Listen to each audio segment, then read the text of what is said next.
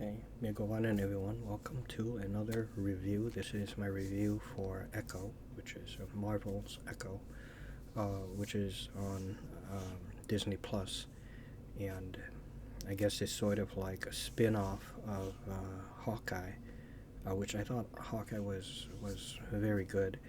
Those I thought all the Netflix Marvel stuff were good. Before I get into all of that, um, I want to say that there was a time when um, you know shows and just series like Hercules, Buffy, um, X Files, The Fringe, Monk. They didn't Supernatural. Didn't they get anywhere between like 16 to like 20, 21, 22, maybe sometimes even up to 23 episodes a season. And this gets a measly 5 episodes. To me, 5 episodes is not a season. 5 episodes is just 5 episodes into a season. It's like if I'm watching Supernatural or if I'm watching Buffy, oh, what episode are you on? If I'm rewatching it, oh, I'm on the 5th episode. Oh, okay, you're still early. You're still early into it, yeah. But this, oh, I'm on the 5th episode. Oh, you're on the last episode. Now, I can understand, okay, if they made them like an hour and 15 minutes, an hour and a half, for at least 2 or 3 of them. But it started going progressively down, in length and time. Like the 3rd episode was like 41. There's no commercials, but still. And then I think the 4th might have been, no, I think the 3rd was maybe like 44 or 45, and then that was a 3rd, and then like the 4th episode was maybe like 41 minutes, and then the last episode was only 37 minutes. So I don't know if they're just getting lazy, or they don't have the funding, or what, but I would think these actors would be insulted by having such short season. It doesn't make any sense to me. That you could tell so much more stories. I know that people will say, well, in the old days there were a lot of fillers, but at least you can get away with 10 to 13, and tell a good solid story.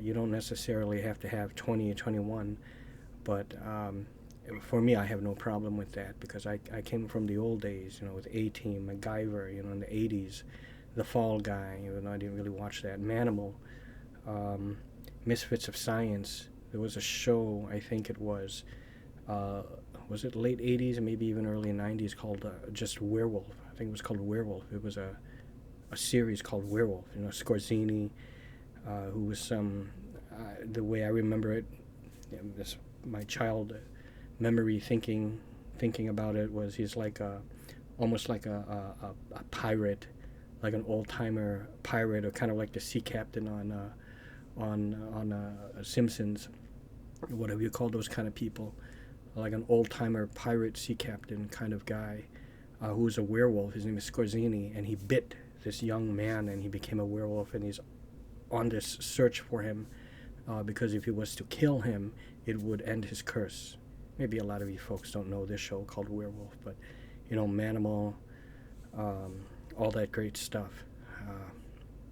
Well, anyways, I just wanted to get that out of the way. So Echo, it stars, I think her name is pronounced Alaqua Cox.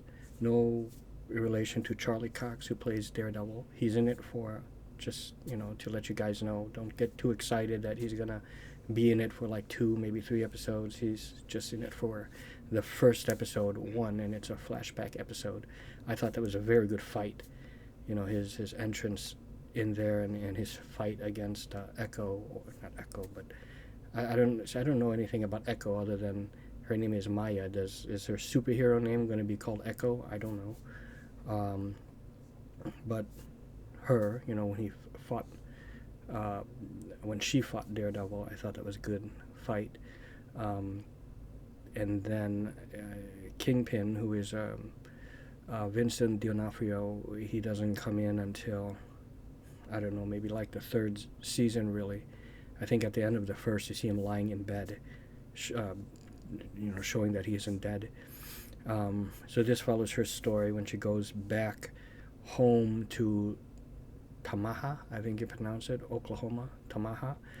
This is after the events of Hawkeye, after she shot Kingpin in the eye, which I don't know how you can survive that, because what is behind the eye? Well, it's like the brain, somewhat, but it's basically, in the brain area, so I don't know how you could survive that. But it is a comic book series, so, just like Michelle Rodriguez surviving a gunshot to the eye in, was it Planet Terror? It's one of the Quentin Tarantino, or not Planet Terror. It might have been Machete. It could have been Machete, where she was shot in the eye and survived. They like to do that, but it's almost impossible. It's gonna, such a soft thing, it's gonna go right through, and you're gonna die. But anyways, so it follows her story, how she got involved with the Kingpin, or she calls him Uncle Kingpin, or Wilson Fisk becomes an uncle. And she has this hatred for anything Fisk. And even before she knew Fisk was still alive, she was trying to just destroy his name and destroy his warehouses and stuff. And she gets reconnected with her family and people from her past, like her aunt and uncle, and an old friend that she played in the tent with, some woman who is now a firefighter, some other guy who owns a bowling alley. I thought the fights, for the most part, were quite excellent. I like her gung fu. Her gung fu is strong. Maya's gung fu is strong. Now, as we got into the last two episodes, they started to slow down a bit, and the fifth episode, it got back into the action, but it wasn't like those great one-shot fights that we've seen in the past ones, and the stuff that we've seen in on Hawkeye and in Hawkeye, and a lot of the fights in the Netflix Daredevil and some of the other stuff. Mostly Daredevil, but when they cut away, it shows that maybe the actors couldn't quite pull off the move, or they're so they have to try a different technique to make it look like to cut it together and splice it like they know what they're doing. It's a lot more entertaining to watch, and more impressive to watch if it's just a one take, one shot, and the camera's just panning and following them.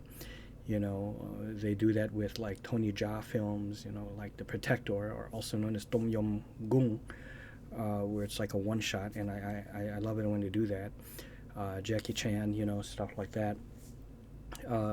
This one, it was cut kind of different, but the last fight, and I think the reason why is because there is something she embraced. I would say this: she embraces her American Indian heritage, because she is American Indian, and there's a lot of strong